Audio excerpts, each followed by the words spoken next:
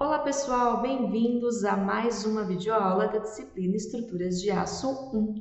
A videoaula de hoje vai tratar sobre o dimensionamento à compressão. Esse vídeo foi dividido em duas partes. A primeira parte é a fundamentação teórica, ou seja, os conceitos que foram utilizados para o desenvolvimento da formulação, do dimensionamento. A segunda parte do vídeo trata mais especificamente sobre o processo, sobre a rotina de cálculo para dimensionar, então, barras comprimidas. Vamos lá? O que acontece quando uma barra é comprimida? A força de compressão é uma solicitação axial, assim como a força de tração. Entretanto, o comportamento é substancialmente diferente nessas duas situações. Por quê? Bom, quando uma barra é solicitada a uma força de compressão, nem sempre ocorre a plastificação da seção. Isto é, nem sempre o material consegue chegar até sua resistência máxima, pois podem ocorrer fenômenos de instabilidade. E é exatamente sobre isso que nós vamos falar agora, mais especificamente sobre a instabilidade global. Então vamos lá. Para isso, vamos considerar uma barra ideal birrotulada, como indicada na figura. Essa barra ela está solicitada por uma força de compressão centrada que é crescente progressivamente. Para registrar o comportamento dessa barra, a trajetória de equilíbrio dessa barra, nós vamos construir um gráfico que tem força por deslocamento transversal, medido ali no centro da barra. Então, nós aplicamos um valor de força e registramos aí qual que é o valor de deslocamento transversal correspondente. Aumentamos o valor da força e verificamos novamente qual é o valor de deslocamento transversal correspondente. Vamos fazendo isso até que a barra não resista a acréscimos adicionais de força. Bom, então fazendo isso, nessa situação, nós observamos que não existem deslocamentos transversais até um determinado nível de força ser atingido. Esse nível de força é chamado de carga crítica de Euler. Ao atingir a carga crítica, o que ocorre? Essa barra que estava numa posição inicialmente retilínea passa para uma nova posição de equilíbrio agora deformada. Nós dizemos que nesse ponto ocorre a bifurcação de equilíbrio. Bom, mas vale salientar que isso é para uma situação idealizada, isto é para uma barra perfeitamente retilínea, para uma barra que não tem curvatura inicial, material elástico linear, a força tem que estar perfeitamente centrada, todas essas condições têm que ser satisfeitas. O que, na prática, sabemos que é muito difícil. Então, na prática, devemos considerar as imperfeições. Então, vamos considerar inicialmente a imperfeição geométrica. Então, considere que a configuração inicial da barra seja essa dada pela linha pontilhada azul. Então, existe já um deslocamento transversal inicial, que a gente colocou aí como V0. Então, desde o início do carregamento, já existe esse deslocamento transversal. Então, o comportamento é um pouco diferente, Então, esses deslocamentos transversais, eles vão crescendo progressivamente com o acréscimo de carga, até chegar num ponto onde a barra não resiste a acréscimos adicionais de força, Então, a gente fica com a trajetória mostrada aí pela linha azul. Bom, mas ainda faltou considerar, por exemplo, as imperfeições de material, Por exemplo, as tensões residuais. Se a gente considerar isso, a curva agora que registra esse comportamento é a curva vermelha. Então, o valor de carga crítica é ainda menor. Vamos avaliar experimentalmente como ocorre essas situações. Então, vamos lá. Vamos considerar, então, novamente uma barra birrotulada, em laboratório. Então, tentando-se fazer o mais perfeita possível, colocando a carga centrada nessa barra, Então, tenta-se fazer isso. Essa barra tem 450 milímetros de comprimento e tem essa seção tubular indicada na figura. Então, fazendo esse ensaio, aumentando-se progressivamente o valor da carga, registrado o gráfico ao lado, né? Então, perceba que a força máxima que essa barra resiste é 116 kN. No caso dessa barra, esse comprimento foi escolhido para que a ruptura ocorresse devido ao material. Então, a gente consegue observar deformações plásticas aí na região central dessa barra. Para avaliar o efeito do comprimento, vamos considerar agora uma barra maior, então com comprimento maior. Essa barra tem 870 milímetros e tem a mesma seção transversal da barra anterior. Nesse caso, o ensaio registrou uma força máxima de 69 kN. E para esse caso, a falha ela se deu por um comportamento que levou em consideração tanto o material quanto a instabilidade. As duas coisas ocorreram aí nesse processo de falha. Finalmente, a gente tem uma barra agora bastante esbelta com 1.500 milímetros. Nesse caso, né, o valor da força máxima foi de 25,3 kN. E para essa barra, o modo de falha foi devido principalmente a uma instabilidade elástica. Então, o material ainda estava no regime elástico e ocorreu a falha devido à perda de estabilidade. Analisando os resultados apresentados, o que a gente observa, né?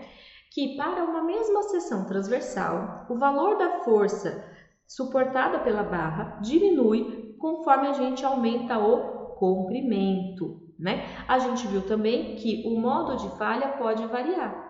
Então, para as barras com comprimento menorzinho, nós tivemos a falha ali governada pelo material. Já as barras com comprimento maior, barras bastante esbeltas, nós tivemos ali a falha devido aos fenômenos de instabilidade, governada por estes fenômenos, né?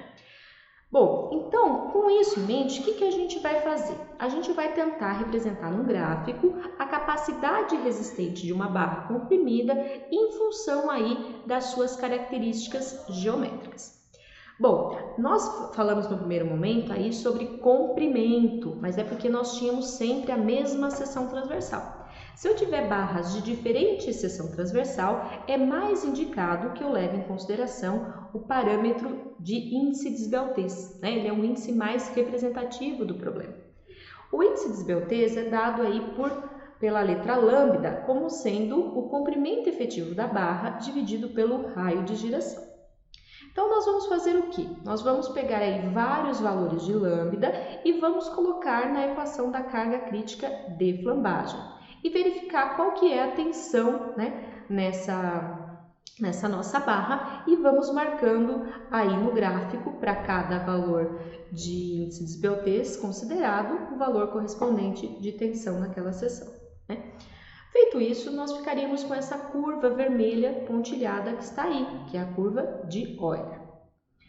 Uma atenção importante é que nós não podemos ter tensões maiores que as tensões de escoamento, né? E isso está de acordo com o que a gente acabou de ver nos ensaios. Então, para um determinado valor aí de índice de esbeltez, que está relacionado com o comprimento, a gente não pode mais usar a curva de Euler, porque aí o material agora que vai governar a falha, né? Senão nós teríamos tensões maiores que a tensão de escoamento. Então, isso é colocado no gráfico como uma linha pontilhada horizontal. Bom, com isso, nós estamos levando aí em consideração, né, a equação de Euler idealizada, mas nós sabemos que temos o quê? Imperfeições geométricas, imperfeições de material, que também devem ser consideradas, né? Então, se nós considerarmos isso, o que acontece? Nós teremos uma outra curva, uma curva inferior a Euler, que está apresentada aí como uma curva azul. Essa curva é uma curva que vai ser base aí para as curvas normativas de flambagem, né? Então, a gente observa que a curva de Euler é o limite superior e aí tem as curvas que vão ser utilizadas, tá? A partir disso, a gente também pode classificar aí as colunas, as barras, em barras curtas, quando a falha é governada pelo material, e barras esbeltas, quando ocorre a influência das instabilidades, podendo ter instabilidade no regime elástico ou instabilidade no regime plástico, tá? Outro aspecto que eu quero tratar com vocês ainda aqui na parte da fundamentação teórica, é a instabilidade de chapas, tá? Bom, os perfis são formados por chapas que podem estar submetidas a tensões de compressão e, portanto, sofrer fenômenos de instabilidade. Então, vamos falar sobre instabilidade de chapas. Para isso, considere a chapa amarelinha mostrada aí, né? Então, essa chapa ela tem dimensões A e B. Essa chapa tem apoios contínuos em duas de suas bordas, indicados aí por essa linha mais espessa, né? E possui também, está submetida a um carregamento uniformemente distribuído, como indicado. Essa chapa possui uma espessura T. Após a aplicação do carregamento, a chapa passa para essa configuração deformada indicada na figura ao lado. Bom, qual é o valor da tensão crítica para essas barras? O valor da tensão crítica segue uma equação muito similar à que nós vimos para as barras, né? Como mostrada aí na imagem. Essa tensão depende de alguns parâmetros. Depende de B dividido por T, que é o quê? A esbeltez local, né? Então, depende do valor do comprimento dessa chapa dividido pela espessura. Depende também do coeficiente de flambagem, que é relacionado com o carregamento, com os apoios e com a relação A sobre B, né? Então, com relação aos apoios, o que eu posso ter? Eu posso ter barras que elas têm duas bordas apoiadas, né? Bordas longitudinais apoiadas, que é o caso da alma. Então, a gente fala que é um elemento apoiado. Ou eu posso ter elementos que têm uma borda apoiada e a outra borda livre, que é o caso das mesas, que a gente chama de elemento AL, apoiado livre, tá? Bom, mas qual é a diferença entre a instabilidade de barras e a instabilidade de chapas? É que no caso das chapas ocorre o chamado comportamento pós-crítico. O que é isso? Observa-se que mesmo após a instabilidade, a chapa ainda é capaz de absorver acréscimos de tensão, em função da configuração deformada que se estabelece após a instabilidade. A chapa, ela se ondula, como está mostrando aí na figura, né? E as tensões, elas podem se redistribuírem. Então, regiões adjacentes continuam recebendo carga. Então, vamos lá, vamos analisar a distribuição de tensões.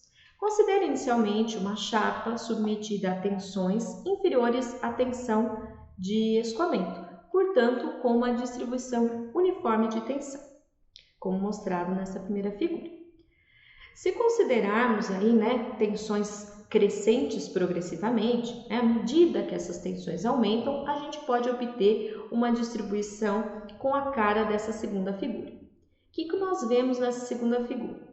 As fibras mais externas estão aí com o valor de tensão F2, que é maior que a tensão crítica, mas ainda é inferior à tensão de escoamento. O que a gente observa aí? A gente observa que as fibras centrais já atingiram a carga crítica e não conseguem resistir a acréscimos de tensões. Então, ocorreu a instabilidade ali. Mas as fibras mais externas, elas ainda conseguem absorver acréscimo de tensão. Então, nós podemos ir, né, promovendo esse acréscimo sucessivo até chegar na seguinte configuração, né? Onde nós temos agora uma tensão F3 igual à tensão de escoamento. Então, aí nós dizemos que chegamos na condição de escoamento da capacidade resistente, né? Observe que as fibras centrais, elas permanecem limitadas à tensão crítica, não admitindo novos acréscimos, né? Para as fibras mais externas, o limite é atingido quando atinge o limite do material. Bom, e como que a gente considera isso, né? Em vez de considerar essa distribuição não uniforme, nós podemos considerar uma distribuição uniforme apenas na parte mais externa e, para isso, a gente considera o que chamamos de largura efetiva e, a partir dela, podemos calcular a área efetiva, tá?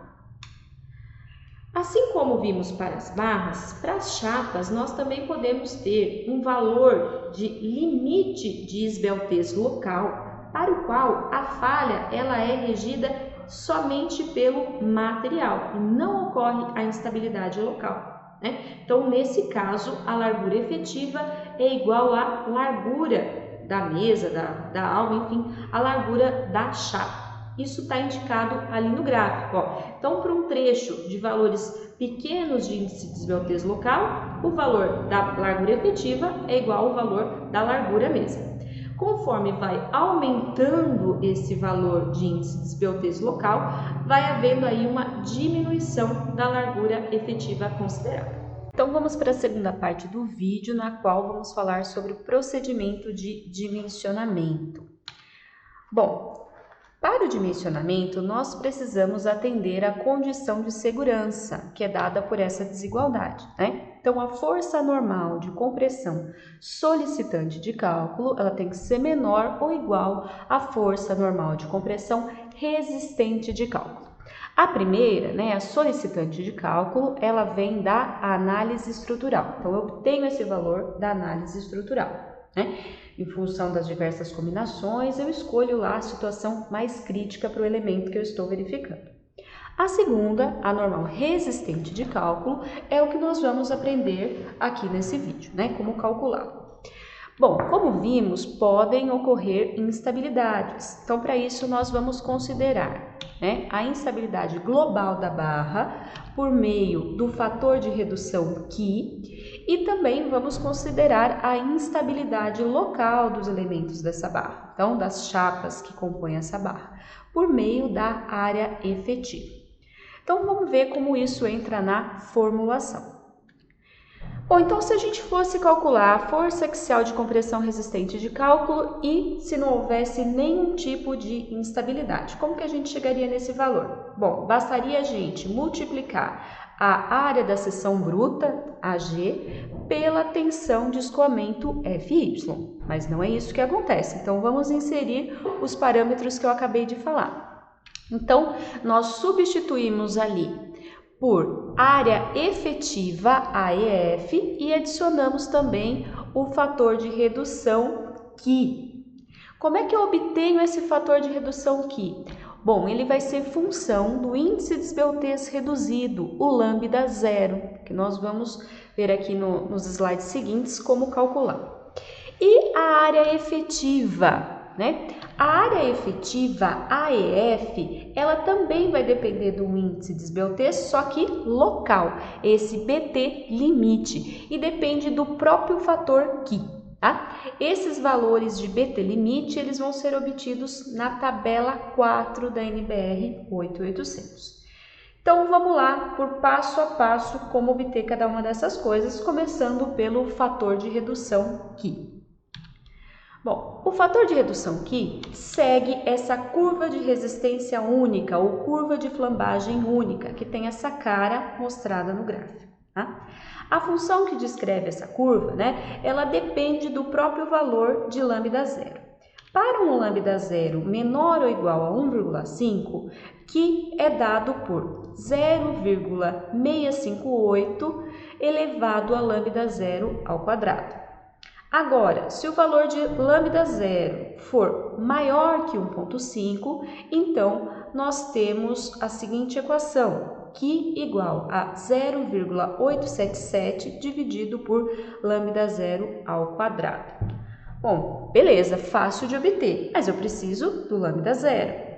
Como é que eu calculo lambda zero? Ó, lambda zero é igual a raiz quadrada de AG vezes FY dividido por NE. Quem é esse NE que aparece aqui? Bom, esse NE a gente chama de força normal de flambagem elástica. E como calcular a própria equação, os modos de flambagem dependem do tipo de seção transversal. Então, eu vou ter equações diferentes, modos de flambagem diferentes em função da seção transversal. Então, na norma aparecem as seguintes equações. Para seções duplamente simétricas, como por exemplo uma seção I, para seções monossimétricas, exceto o caso das cantoneiras simples, e para as cantoneiras simples conectadas por uma aba. aparece ainda para as seções assimétricas. Então, vamos falar agora para cada uma delas como obter o valor de NE, força normal de flambagem elástica. Então, começando com as seções duplamente simétricas. Bom, a primeira coisa que a gente tem que entender é que existe mais de um tipo de modo de flambagem, né? Nós estamos acostumados com a flambagem por flexão, né? Então, é muito comum, é o que a gente aprende no primeiro momento.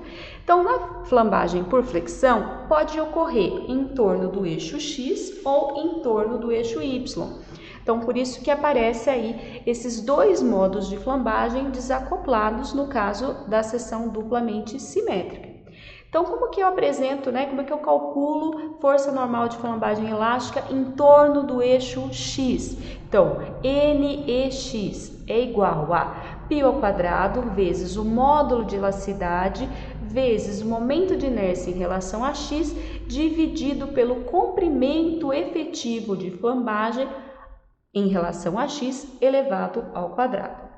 De modo análogo, eu tenho a normal de flambagem elástica em relação ao eixo y. Mas, no caso das seções duplamente simétricas, pode ocorrer ainda um outro módulo de instabilidade, que é a flambagem por torção. Então, existe um caso particular de instabilidade, que é a flambagem por flexão, mas existe também a flambagem por torção, que está associada a rotações da seção, né? Então, vamos ver como que a gente calcula isso, ó. Então, a flambagem por torção, a gente dá o nome de NEZ, então em relação ao eixo Z. Ela é dada por 1 dividido por R0 ao quadrado, então já aparece esse R0. Quem que é esse R0, né?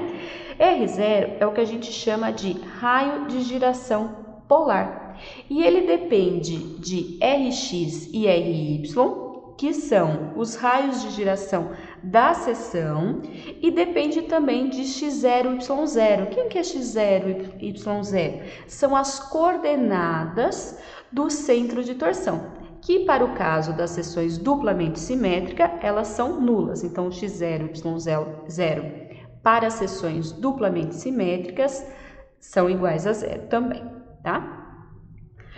Bom, então com isso eu consigo obter o raio de giração polar, R0. Então, continuando aqui a equação. Então, 1 dividido por R0 ao quadrado, que multiplica, entre colchetes aqui, π ao quadrado vezes módulo de elasticidade vezes CW dividido por LZ ao quadrado mais G, que multiplica IT. O que são essas novas variáveis que apareceram aqui, ó? CW é a constante de empenamento da seção transversal. Então, é uma propriedade geométrica, né, do perfil relacionada à rigidez e ao empenamento, né? O empenamento, esse fenômeno, é uma característica das seções abertas. O que acontece? Para um dado esforço aplicado na seção, né? A seção que é inicialmente plana, ela perde essa característica devido a tensões longitudinais. Isso é, ocorre o empenamento, tá? Bom, quem mais que aparece aí? Aparece G, que é o módulo de elasticidade transversal do aço. E finalmente aparece IT, que é o momento de inércia à torção, também uma propriedade geométrica da seção transversal. Bom, mas pode ocorrer, né, esses três modos de flambagem. Como que eu vou escolher? Qual que eu vou colocar ali na equação do lambda zero? Bom, eu vou escolher o menor entre esses três valores. Por quê? Qual modo de flambagem ocorre primeiro? Predomina o que resulta na menor carga crítica. Então, aquele lá vai ocorrer primeiro. Então, como que é o procedimento de cálculo? Eu calculo os três, verifico qual é o menor. O menor deles eu coloco lá na equação do lambda zero e obtenho lambda zero. Bom, e agora se eu tiver uma seção monossimétrica, né? Então, por exemplo, uma seção U, quais são os modos de flambagem que podem aparecer? Bom, pode aparecer a flambagem por flexão, aqui eu estou colocando em relação ao eixo X. Bom, então com isso a gente conclui a parte de instabilidade global e precisamos falar de instabilidade local. Então, para isso, nós vamos falar sobre área efetiva AEF. O que é isso? Bom, ela leva em consideração as instabilidades locais nos elementos da barra, né? Bom, então só para a gente relembrar como é que funciona. Então, imagina que eu tenho uma seção transversal do tipo I, né, com área bruta AG. Então, vamos pensar que a gente está aí com uma distribuição de tensões, com uma tensão F1 menor que a tensão de escoamento FY. Portanto, eu tenho uma distribuição de tensão uniformemente distribuída, né? Conforme eu vou aumentando o valor das tensões, eu posso chegar na seguinte condição, onde eu tenho atuando uma tensão F2, que ela ainda é menor que a tensão de escoamento, mas ela já é maior que a tensão crítica, aí o FCR é a tensão crítica. Então, o que acontece nesse caso? As fibras do centro da alma, elas já vão sofrer com o fenômeno de instabilidade. Então, elas não vão conseguir suportar acréscimos de tensão. Mas as fibras mais externas, elas ainda podem com acréscimos de tensão. Então, eu posso chegar até uma terceira condição, onde eu tenho as fibras mais externas com a tensão FY e a região central limitada ali à tensão crítica. Então, como é que a gente faz para levar isso em conta no dimensionamento, né? A gente vai desconsiderar esse trecho central e considerar apenas as fibras mais externas, tá? E com isso a gente vai criar o que a gente chama aí de BEF, que é a largura efetiva. Então, a gente vai ficar com a seguinte seção transversal, ó. É como se a gente desconsiderasse realmente esse trecho central e apenas essa região que ainda está em azul, ela é considerada. Então, aqui eu estou pensando só na alma, se ocorreu instabilidade na alma. Então, eu calculo esse valor de BEF, né? E a partir dele eu calculo uma nova área para a seção transversal, que vai ser a área efetiva. O que pode acontecer? Pode acontecer simultaneamente a instabilidade nas mesas e na alma. Então, nesse caso, eu ficaria com essa seção transversal. Então, eu vou retirar uma parcela aqui também da área da mesa e eu fico com uma seção de área efetiva como indicada na figura. E como é que eu vou calcular essa largura efetiva, tanto para a mesa quanto para a alma? O primeiro passo é a gente classificar esses elementos, né? A alma é um elemento que a gente classifica como AA, apoiado, apoiado. Então, ele tem as duas bordas apoiadas. A mesa já é um elemento que a gente classifica como AL, ele é um elemento apoiado livre, uma borda apoiada e uma borda livre. Percebam, ó, que aqui a gente considera só essa metade aqui, tá? Apoiado livre. Então, se você tiver o valor aqui da mesa toda, você vai precisar pegar metade desse valor. Então, vamos ver como calcular essa área efetiva. Então, para isso, vamos inicialmente obter o valor de B efetivo, da largura efetiva, tanto para a mesa como para a alma. Como é que eu faço isso? Bom, primeira coisa é a gente verificar se vai mesmo ocorrer a instabilidade local. Existem seções transversais, são chamadas de seções compactas, onde não ocorre a instabilidade local e o BEF é igual à própria largura do elemento. Como é que eu faço isso? Bom, primeiro eu vou calcular B dividido por T. Então, eu vou pegar a minha seção transversal, né, que eu escolhi, o valor de B e dividir pelo valor de T. E comparar com essa relação aqui.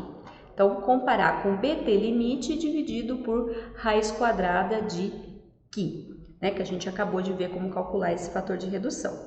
Mas e o BT limite? Onde que eu encontro? Bom, o BT limite está lá na tabela 4 da NBR 8800, ó.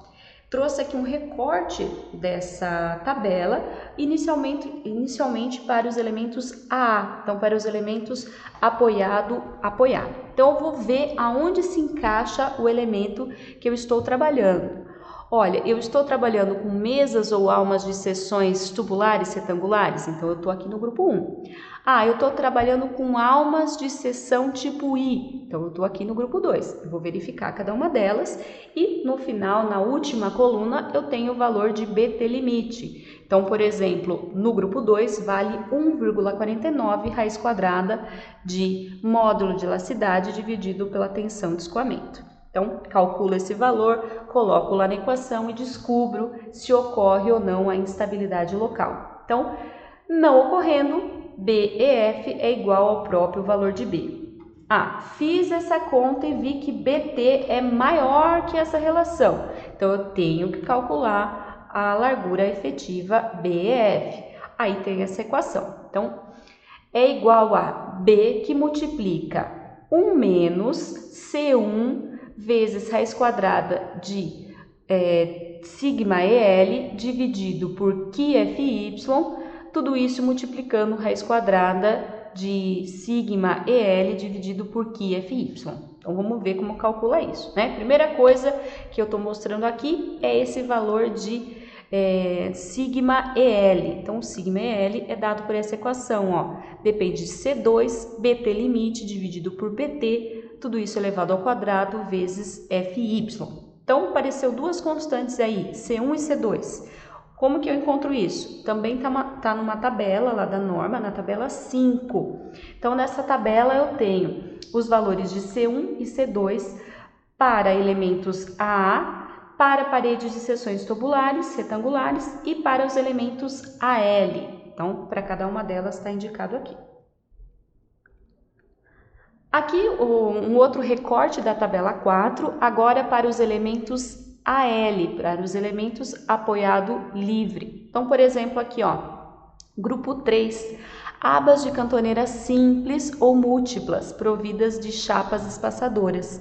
Então, se for nesse caso, ó, o valor de B é o valor ali da mesa e eu consigo calcular o valor de BT limite como sendo 0,45 raiz quadrada de E sobre FY. Então, é dessa forma que eu obtenho o valor de BEF. Então, eu obtive o valor de BEF, né, para todos os elementos do meu perfil e com isso eu consigo calcular a área efetiva para aquela seção transversal.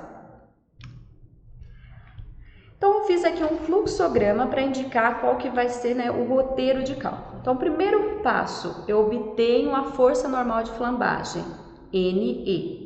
Então, eu vejo lá quais são os modos que acontecem de acordo com a minha seção transversal, escolho o menor entre eles. Com esse valor, eu coloco na equação do lambda zero e encontro o valor, então, do índice de desbeltez reduzido. Finalmente, eu consigo obter o fator de redução Q. Esse fator de redução, ele vai entrar na própria equação da normal resistente de cálculo, mas ele entra também para o cálculo aqui da instabilidade local. Então, eu calculo BT limite pela tabela 4, incluo, se necessários, os fatores C1 e C2, que estão na tabela 5, mais o valor de Q que eu calculei, eu encontro o B efetivo e, finalmente, encontro a área efetiva, que eu vou colocar aqui na equação da força normal de compressão resistente de cálculo. Então, mostrei um fluxograma geral do procedimento de dimensionamento, mas vamos agora para um caso mais específico. Então, aqui, esse fluxograma é para o dimensionamento à compressão de seções do tipo I laminado. Então, vamos lá ver o que a gente precisa fazer. Bom, primeira coisa, a gente precisa ter os dados de entrada. O que eu preciso conhecer? Preciso conhecer o esforço solicitante de cálculo, que vem lá da análise estrutural. Preciso conhecer as propriedades mecânicas do aço, as propriedades geométricas da seção e os comprimentos destravados daquele elemento, daquela barra. Então, o que é esses comprimentos destravados? São aqueles valores de Lx, Ly e Lz. Então, vamos começar. Conhecendo tudo isso, começamos aí os cálculos. Primeira coisa, vamos calcular o NE, que é a força normal de flambagem elástica. Para o caso da seção I, é uma seção com dupla simetria. pode ocorrer a flambagem por flexão ou a flambagem por torção. Os modos ocorrem desacoplados. Então, eu calculo esses 3 valores e verifico qual o menor deles. E com o menor valor, eu entro aqui na equação do lambda zero. Calculei o lambda zero, eu vou para o cálculo do QI. Então, de acordo com o valor de lambda zero, eu posso calcular por essa equação ou por essa equação aqui embaixo. Beleza, então essa parte eu avaliei a instabilidade global. Agora vamos avaliar a instabilidade local, calcular a área efetiva. Para calcular a área efetiva, eu preciso conhecer a largura efetiva da mesa e a largura efetiva da alma. Então vamos fazer cada uma delas separadamente. Vamos começar aqui em cima pela largura efetiva da mesa. Então como que eu obtenho isso? Primeira coisa, eu preciso entrar com o valor de esbeltez local para a mesa, o lambda F. O lambda F é dado por BF dividido por 2TF. Então, a gente calcula e obtém esse valor. Eu vou comparar esse valor com o valor de PT limite dado pela norma, né? Então, eu tirei isso aqui lá da tabela 4 da norma. Então, eu comparo. Se lambda F for menor ou igual ao BT limite da norma, então não ocorre instabilidade local para a mesa. E o valor de BF mesa, então o valor da largura efetiva da mesa, é o próprio valor da largura da mesa. Bom, se isso aqui não for verdade, bom, eu venho para essa outra caixinha aqui, ó. Então, eu vou comparar o lambda F com o lambda limite dividido por raiz quadrada de QI, né? Então, faço essa comparação e vejo. Se, por um acaso, lambda F for menor que essa relação, então não ocorre flambagem local na mesa e o valor da largura efetiva é igual ao próprio valor da largura da mesa. Caso, não seja verdade, ocorre então a instabilidade local e eu preciso calcular a largura efetiva. Como é que eu faço isso? Eu começo calculando a tensão no elemento. Então, a tensão no elemento é dada por essa equação aqui. Calculo a tensão no elemento, substituo nessa equação aqui embaixo e encontro o valor da largura efetiva para a mesa. Concluímos aí a parte da mesa. Agora vamos para a largura efetiva da alma. O procedimento é absolutamente análogo. Então, começo obtendo o índice de esbeltez local para a alma, que agora a gente vai chamar de lambda W. Ele é igual a D' dividido por TW, né? TW é a espessura da mesa. Comparo esse valor com o valor de BT limite dado pela norma, lá na tabela 4. Então, eu comparei. Se eu chegar num valor de lambda W menor que o lambda limite, que BT limite, então não ocorre instabilidade. Então, a gente tem o valor da largura efetiva da alma igual a próprio valor da alma, né? D'. Isso aqui não se verifica. Bom, então eu vou verificar se o lambda W ele é menor ou igual ao lambda limite dividido por raiz quadrada de QI. Se ele for menor, não ocorre a instabilidade local da alma, então a largura efetiva da alma é igual a D'. Caso isso não seja verdade, a gente vai ter que calcular a largura efetiva porque ocorre instabilidade local da alma.